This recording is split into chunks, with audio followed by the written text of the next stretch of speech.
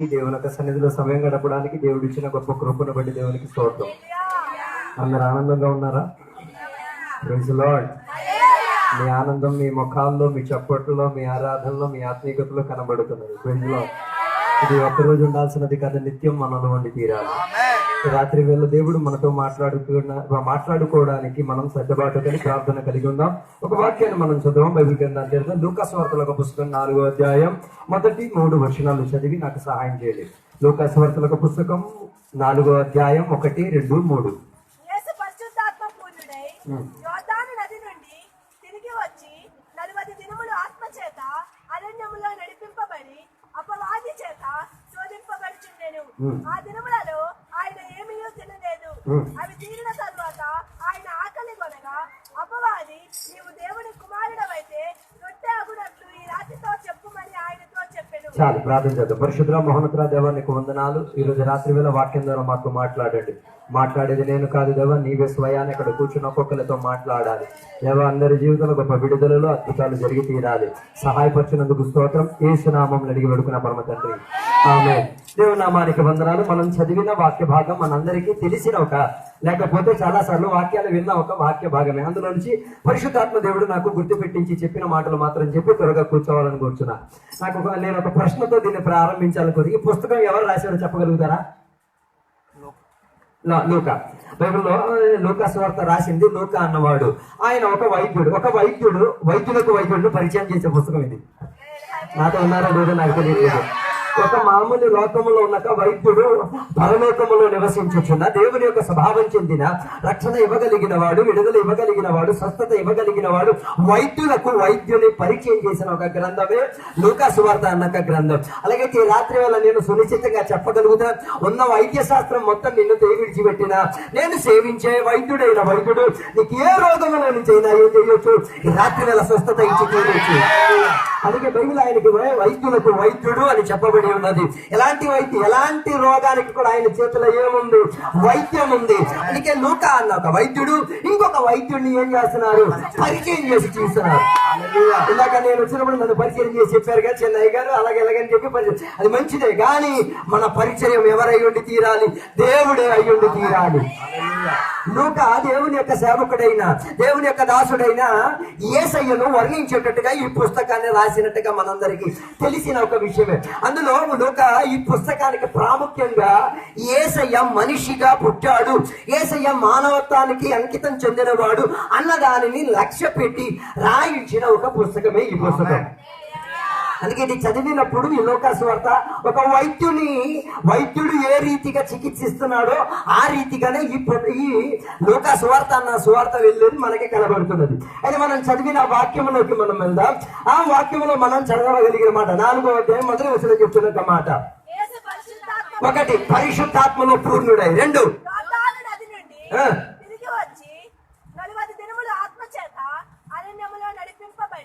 రెండోది అరణ్యములో నడిపింపబడ్డాడు. 3వది అపవాది చేత శోధింపు. ఈ 3 విషయాల్లో కొన్ని మాటలు చెప్పి త్వరగా కూర్చుంటాను. మొదటిది పరిశుద్ధాత్మలో ఏమై తీరాడు? పూర్ణుడై తీరాడు. అదో 50 అవ్వదు, 25 అవ్వదు, 1% అవ్వదు. పరిశుద్ధాత్మలో ఏమై తీరాలి? పూర్ణత కలిగే స్థాయిలోకి వచ్చి తీరాలి. ఈ రాత్రి వేళ దేవుని యొక్క బిడ్డలుగా ఒక విషయం గురిపెట్టుకు తీరాలి. నేను పరిశుద్ధాత్మలో పూర్ణుడై తీరే పరలోకం చేరి తీరుతాను. పూర్ణుడై తీరే మరణానికి కడముట్టించి తీరేది. పూర్ణుడై తర్వాత నా జీవితానికి ముగింపించి తీరేది. అలాంటి ఒక నిర్ణయంతో ఈ రాత్రి వేళ కూర్చోండి, ఖచ్చితంగా పరిశుద్ధాత్మ నిండుదలనిచ్చి తీరుతారు. రెండోది రాయబడి పరిశుద్ధాత్మ ద్వారా ఎక్కడికి నడిపింపబడ్డాడు? మంచి రోడ్డు దగ్గరికి కాదు, మంచి ప్రదేశానికి కాదు, ఆహారం దొరకని, నీళ్లు దొరకని, సదుపాయాలు ఏమీ లేని ఒక ప్రాంతానికి నడిపింపబడడం. దానిని ఎక్కడ మంచి పదం వాడారు? ఏంటిది? అరణ్యానికి నడిపింపబడి తీరారు. అందుకే ఎవరికి కూడా అరణ్యంలో 200 ఎకరాలు ఇచ్చినా ఎవడు తీసుకోడు. నాతో లేరు అనుకుంటాను. ఈ కాలం అలా కాదండి. ఈ కాలంలో అరణ్యంలో కూడా చోటు దొరికితే కొనేసుకోండి, పర్వాలేదు, రేపో మొప్ప మనం ఫలించొచ్చు, తీరవచ్చు. అందుకే రెండోది ఇక్కడ చెప్పబడిన మాట, అరణ్యములోకి పరిశుద్ధాత్మ ద్వారా ఏం చేయించి తీరారు, నడిపించుకొని తీసుకెళ్లి తీరారు. మూడోదిగా చెప్పబడిన మాట, అపవాది చేత ఏమై తీరారు, పరిశోధింపబడి తీరారు. ఈ మూడు విషయాలు కూడా ఒక్కొక్క దేవుని బిడ్డ జీవితంలో జరిగే తీరుతారు. అయితే సాతాను నిన్ను పరిశోధిస్తాడు, లేకపోతే నువ్వు అరణ్యంలో నడవాల్సిన పరిస్థితి ఉంది. మూడోది నీవేమై తీరాలి, ఆత్మలో నిండుబాటు కలిగే వాడిగా మారి తీరాలి. ఇది మూడిట్లో కూడా సక్సెస్ అవ్వాలంటే ఫాస్టింగ్ లోకి దిగాలి. అర్థం కాలేదనుకుంటా, నాతో లేరంటుకుంటా. ఒక గొప్ప విషయం అంటే ఫాస్టింగ్ అన్న ప్రక్రియ ప్రతి మతం, ప్రతి ధర్మం, ప్రతి వ్యవస్థితిలో ఉన్న మనుషులు పాటించే ఒక ప్రక్రియ. అది కొత్త విషయం కాదు, పాత విషయమే. కానీ బైబిల్ దానికి కొన్ని ప్రణాళిక చెప్తున్నాయి. దాని ప్రకారంగా ఏం చేయాలి, ఫాస్టింగ్ చేయాలి. దాంట్లో నుంచి నేను ఫాస్టింగ్ అనగా ఆహారం నిషేధించి ఏం చేయడానికి, దేవునితో సమయం గడపడం. రోజుకి ఎన్ని గంటలు? 24. ఎన్ని గంటలు పడుతున్నది ఆహారం తినడానికి? ఎన్ని పూటలు తింటారు? 3 పూటలు తింటున్నారు. ఓకే, అరే అరగంటల లెక్క వేయండి. 3 అరలు. ఒక గంటన్నర. ఓకేనా? గంటన్నర తినడానికైతే ఇంకా వండి సిద్ధపరిచి ఉంచడానికి ఎంతో లెక్కేసుకోండి. నాతో లేరు అనుకుంటా, అందరు ఉన్నారా లేరా? ఒక్కొక్క వంట చేయాలని మీరెంతసేపు చేస్తారో మనందరికీ తెలిసిన విషయమే. ఒక్కొక్క కూరకి ఒక్కొక్క గంట లెక్క. అలాగైతే లెక్కేయండి. 3 పూట్ల ఆహారం తయారు చేయాలంటే సుమారు అమ్మగారు చెప్తున్నారు 6 గంటలు పడుతుందంట. ఓకే, ఆమెతో మనం కలిసి వెళ్ళిపోతాం. ఆమెకు అనుభవం ఉంది కాబట్టి ఆమె అనుభవం మన వాళ్ళకి అవుతుంది. 6 గంటలు ప్లస్ 1 గంట, 7 గంటల 30 నిమిషాలు. ఓకేనా? 7 గంటల 30 నిమిషాలు ఒక రోజు మనిషి దేని కొరకు ఉపయోగించేది? కేవలం తిండి కోసం ఉపయోగించారు. 8 గంటలు పడుకోవడానికి. ఓకే, ఇంకా మిగిలింది 8 గంటలు మాత్రమే. నాతో ఉన్నారో లేదో నాకు తెలియదు. ఈ 8 గంటలే మనం పని చేసేది. హలో, ఈ 24 గంటల్లో ఉపవాసం అన్న ప్రక్రియలో చేసేది ఆహారం తినడానికి, ఆహారం కొరకు ప్రయాసపడేది, ఆహారం కొరకు ఏమేమి చేస్తాం వాటన్నిటిని కూడా పిడిచి ఒకే ఒక ఉద్దేశం, నేను దేవుని సన్నిధిలో గడిపి తీరాలి. దానికి ఏం ఖాళీ చెయ్యాలి? కడుపు ఖాళీ చెయ్యాలి. నాతో లేరు అనుకుంటా. కడుపు ఖాళీ ఇవ్వకపోతే పరిశుద్ధాత్మ నిండుదల రాదు. ఎవరు రాలేదు. ఆహారానికి ఒక ప్రత్యేకత అంటే నువ్వు పుట్టిన దగ్గర నుంచి చచ్చిపోయిన అరగంట వరకు నీ తిన్నది మొత్తం అరుగుతూనే ఉండదు.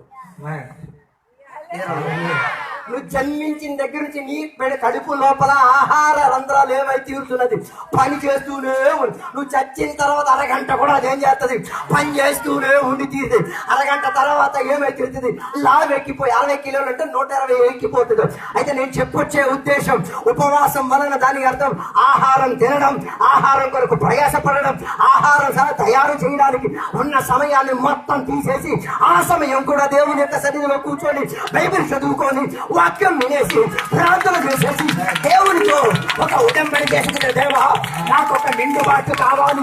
ఇంతకాలం నేను తిని నింపాను, ఇది నాకేం తీర్చలేదు, కానీ వీటిని నేను వదిలి అక్కడి నుంచి ఏదో ఒకటి నింపండి దేవా. దీనిని ఉపవాసం అంటారు. రాలే అప్పుడు మీకు చెప్తారు, అయ్యారు దానికి అతిపుస్తకం వచ్చా, అయ్యారు దానికి ఇది చేయొచ్చా, అది చేయదు. నాకు తెలియదు, మీకు మనసాక్షి ఉంది, మీరు వివేచించుకోండి. నేను దానికి అర్హుడిని కాదు. మీ శరీరం మీకే తెలియాలా, నేను తినేసి చెయ్యాలా అది మీరు వ్యక్తిపరంగా దేవునితో ఉడమడిక పెట్టేసుకోండి. దాని అర్థం ఆహారాన్ని తినే సమయాన్ని కూడా ఏం చేయాలి, దేవుని కొరకు ఖర్చెట్టి తీరాలి, దేవునికి స్తుతించడానికి సమయం పెట్టి తీరాలి, దేవునికి మహిమపరచడానికి ఏం చేయాలి. మనం పాటే పాడుతాం ఏమని, నేను ఎల్లప్పుడూ యెహోవాను, దయచేసి పడకండి, నేను రోజుకి 3 రోజులు యెహోవాను స్తుతిస్తాను, తర్వాత ఎప్పుడు స్తుతించేది ఉంటుందా? రాసుకొని అలా పాడండి. రాలే. అలాగైతే ఉపవాసం చేసిన బిడ్డ ఏం చేసి దేవునికి స్తుతిస్తూనే ఉండి తీరాలి, దేవుని యొక్క వాక్యం చదువుతూనే ఉండి తీరాలి, దేవుని యొక్క ఉపదేశాలు దేవుని దగ్గర నుంచి వినడానికి మనసును శరీరాన్ని ఏం చేసుకు తీరాలి, సిద్ధపరచుకు తీరాలి. అందుకే ఇక్కడ రాయబడిన సందర్భం యేసయ్య 40 రోజులు ఉపవాసం చేయడానికి దేవుడు పరిశుద్ధాత్మ ద్వారా ఆయనని నింపి, ఆయనని పరిశుద్ధాత్మ ద్వారా నడిపించి సాతాను దగ్గరికి ఆట ఆడటానికి ఏం చేశారు, పంపించారు. ఎవరి దగ్గరికి? ఇందులో రాలేదు. హల్లెలూయా. సాతాను యేసయ్య దగ్గరికి వచ్చి 3 పరీక్షలు చేశాడు. ఒకటి ఫుడ్ ఆహారం. దేనిని రొట్టి చేయమన్నాడు. రొట్టి రాయి అవుతుందా? 4 రోజులు బయట వదిలేయండి. రొట్టి రాయి అవదా? మీరు కొనుక్కొని తెచ్చుకొని చేసుకోండి. రొట్టి రాయి అవుతుందో లేదో. ఈ రోజు చేసిన చపాతి 3 రోజులు పోతే అలాగే ఇసరవచ్చు, పిల్లలు ఆడుకోవచ్చు. అలాగైతే రాయి అవుతుంది. కానీ సాతాను చెప్పిన మాట రాళ్ళని ఏం చేసి తీరు రొట్టిగా అంటే లోకములో ఉన్న ఆహార వ్యవస్థితి పైన సాతానికి ఏముంది? అధికారం ఉంది. ఉపవాసం చేసేటప్పుడు నీకు ఆహారంతోనే ఆయన పరిశోధించి తీరుతాడు. అప్పుడే రాని వంటక వాసన అల్లి నీ ఇంటికి వచ్చి తీరుతుంది. అప్పుడే లేని చట్టాలందరూ ఇంటికి వచ్చి తీరుతాయి. ఏంటో తెలుసా? నువ్వేదో ఒకటి వదులుతున్నావు కదా, దానిని నింపుకు తీరడానికి సాతాను ఎన్ని ప్రయత్నాలు చేసి నీ దగ్గరకు వచ్చినా వాటిని నిషేధించి ఆత్మ నిండుదల కొరకు, ఆత్మ నడిపింపు కొరకు, సాతాను ద్వారా పరిశోధింపబడుకు తయారై తీరాలి.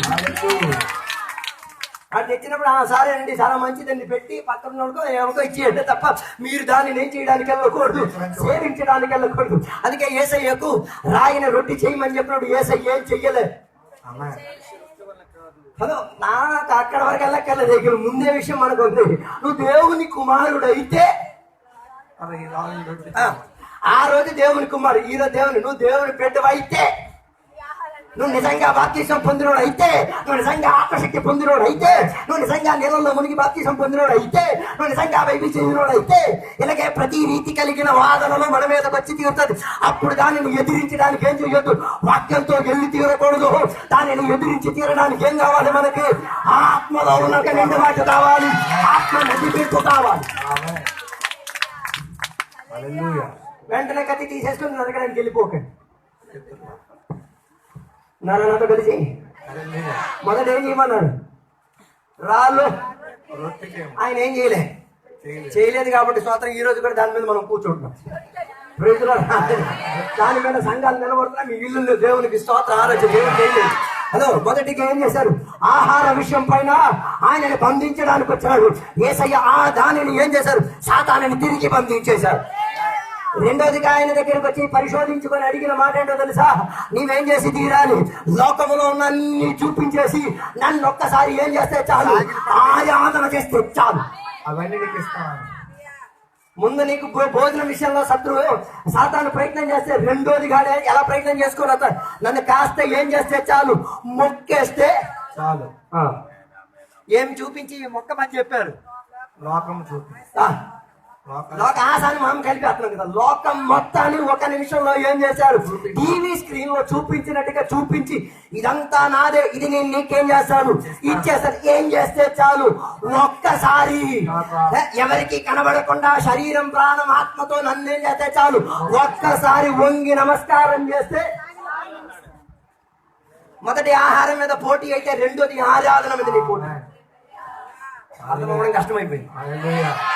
మొదటి ఆహార విషయంలో పోటీ. ఆహారం మాని అంటే చాలా మంది రాడు. రెండోది దేని మీద? ఆరాధనకి రారా నాయన, ఈ రోజు కాదండి వచ్చే సంవత్సరం వస్తాను, ఎల్లుండి వస్తాను, అవతల రావు నాకు తెలుసు. కారణం పెడతాను, ఆరాధన మీద ఒక కట్టు రాలేదు. ఆరాధన మీద ఈ రోజు కాదు, ఆ రోజే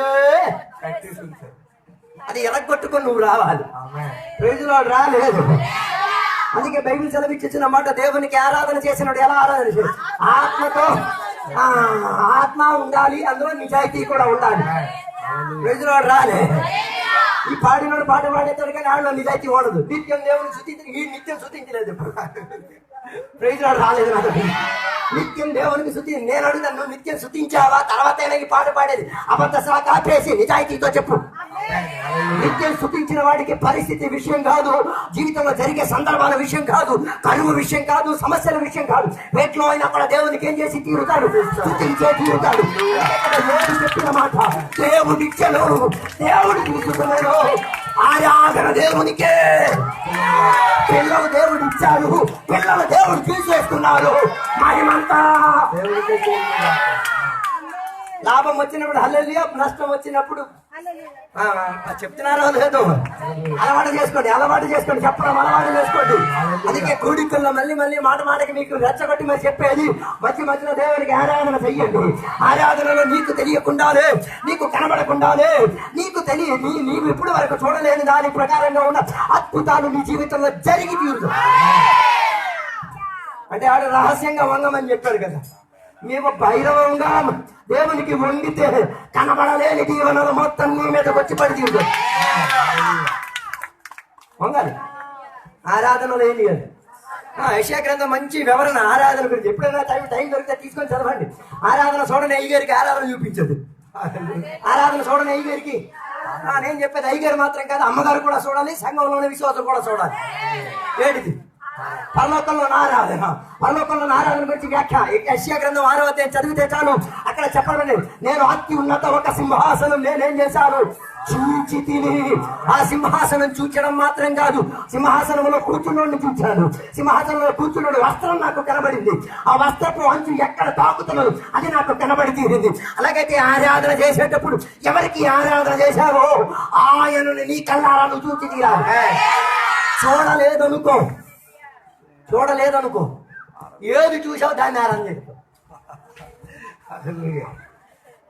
అది చూడకపోతే ఏది చూసో దాని గురించి ఏది చూసావు నువ్వు దానికి ఆరాధన. ఈ ఆరాధనలోకి వచ్చినప్పుడు నీకు డబ్బులు సంచి కనబడింది అనుకో, డబ్బులు సంచి ఇలా పడుతుంది, అది కనబడింది అనుకో, ఏం కనవో దేవుడు వైపు చూడ, ఆ డబ్బులు సంచి వైపు. నేను ఇంకా ఉంగిన ఆ డబ్బులు సంచి చూసినోడు పరిస్థితి ఒకసారి ఊహించండి. ఆ దొరికేసి ఉంటాడు వాటికి. హలో నాతో ఉన్నారో లేదో నిజముగా దేవుని చూచి తీరాలి. దేవుని యొక్క శ్రేష్టత నీకు అర్థమై తీరాలి. యెషయా అప్పటి వరకు చూచినది ఉసియా రాజ్యములో ఉన్న శ్రేష్టత, కానీ ఆ రోజు రాత్రి యెషయా చనిపోయే క్షణముగా ఈయన చూచినది అత్యున్నత సింహాసనం. ఆయనలో ఆరాధనకు యోగ్యుడు, ఆరాధనకు అర్హుడు, ఆరాధనకు పాత్రుడు, ఆయనకి మించి ఆరాధన చేయగలిగే యోగ్యత లేని వాడు. పరలోకాన్ని చూశాడు, సింహాసనం చూశాడు, తన బట్టలను చూశాడు. బట్టలు ఏం చేసి తీరుతున్నది? దేవాలయంలో ఉన్న మొత్తాన్ని కదిపేస్తున్నది. హలో, దాని అర్థం ఆరాధనలో నువ్వు కదలాలి. అర్థం కాలేదు. ఆరాధనలో నువ్వు కదలాలంటే నీ ఒళ్ళు కదలాలి, నీ ఒళ్ళు కదలాలంటే నీ కొవ్వు కదలాలి, నీ కొవ్వు కదలాలంటే నీ ఎముక కదలాలి, నీ ఎముక కదలాలంటే నీ అవయవం మొత్తం కదలాలి. కదలలేనిది ఏం కాదు, ఆరాధన కాదు. అది చెప్తే చాలా కష్టం.